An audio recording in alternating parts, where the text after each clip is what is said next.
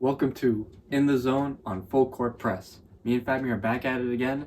Week 6? Week 5. Week 5 of In the Zone. I Shame missed a on week, man. you. Shame on you. My bad. Week 5 of In the Zone. And this week, we have a polarizing player in Trae Young. It's getting a bit cold. Winter's coming, and Ice Trae is coming as well. This week, the Hawks went 2-2. They're as mid as ever. Nothing's changed from last year. But let's send it to Fabian for the stats. But some things have changed with Trae Young. Start off completely terrible. Put a whole new meaning to the nickname Ice Trae. He was literally ice cold. It's pretty bad. But this week, he ended up finally turning up, finally showing us that he's the offensive engine we know him to be.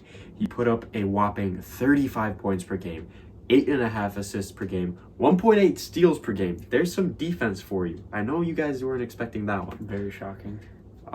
6 threes a game while shooting 53.1% from the field and from 3. So from shooting like tour dates in the first few weeks of the season to absolute lights out. This is what we've known Trae Young to do.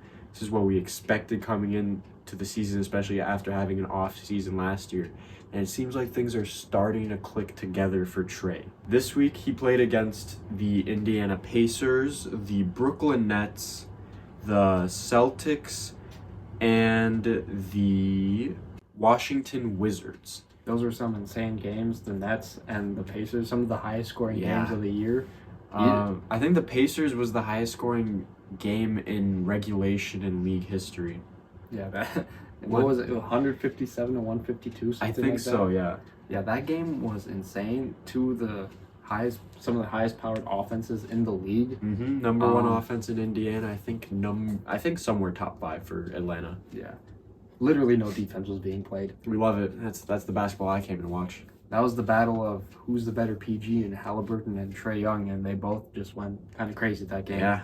And then No chains were snatched that game. yeah, no chains were snatched. And then when they played Brooklyn, it was 147 to 145. Yeah. And the Nets are supposed to be a pretty solid defensive team. They got some good length. They have a lot of players that can guard one through wherever on that team, and it just turned into no defense once again. And that was without Cam Thomas too. Their bucket getter wasn't playing, and they still dropped all those points.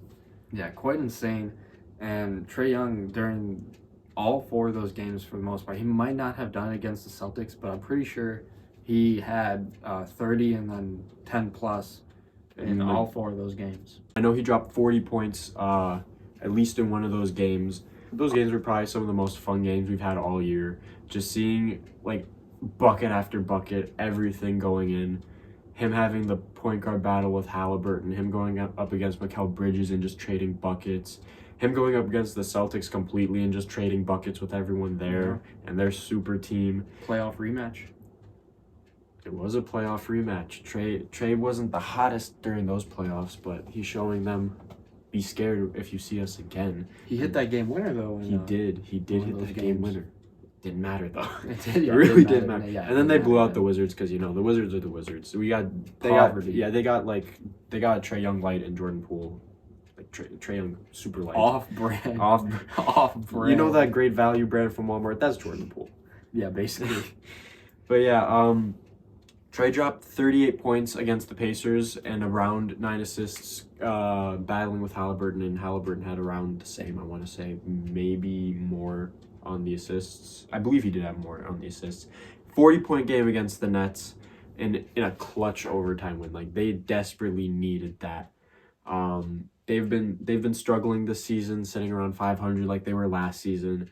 So seeing Trae Young finally get out of this funk he's been in, and them maintaining their record while he's been in it looks pretty promising in my opinion.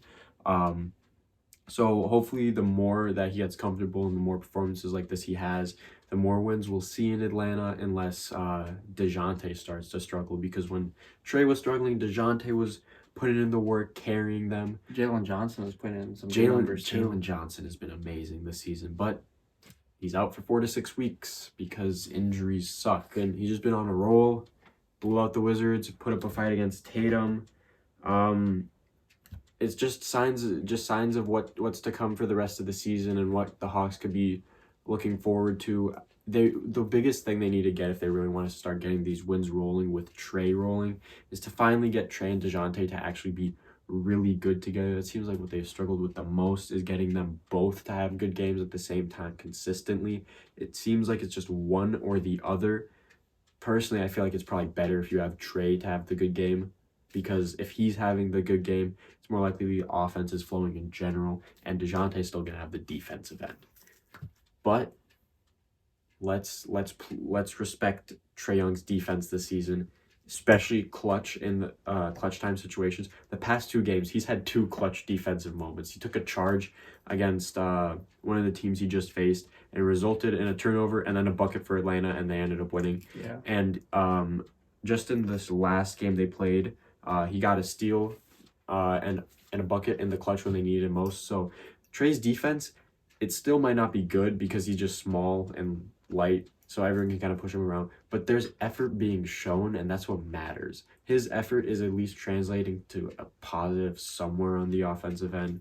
So he might not be the defender that everyone like would love to see on their team, but he's not the worst defender in the league like he used to be. He also got a good little lockup on Howie in the clutch too. They lost though. Yeah, the Hawks did lose that game, but that was a good thing to see. But the Hawks, obviously, Trae Young's their star. DeJounte is supposed to be that second piece, as Fabmir said. If they can get that cohesiveness going to where they can both start having good games, not even like someone has to have 40 or anything, just both of them having 25 plus or so. They have good pieces on that team. They just really need to get it together. One of these years, it's been a couple years now since that conference finals run, and there hasn't been much improvement in terms of overall record. So those guys need to get it together. Trae Young is trying to lead it for them, and he's been cooking. He's been hot this entire week, and that is why he is your featured player on In the Zone Week 5. Comment what you think about Trae Young's performance down below. Don't forget to dunk on the like button. That's the #1 thing you can do to help the YouTube algorithm. And stay tuned for next week's player on In the Zone. Till next time, peace.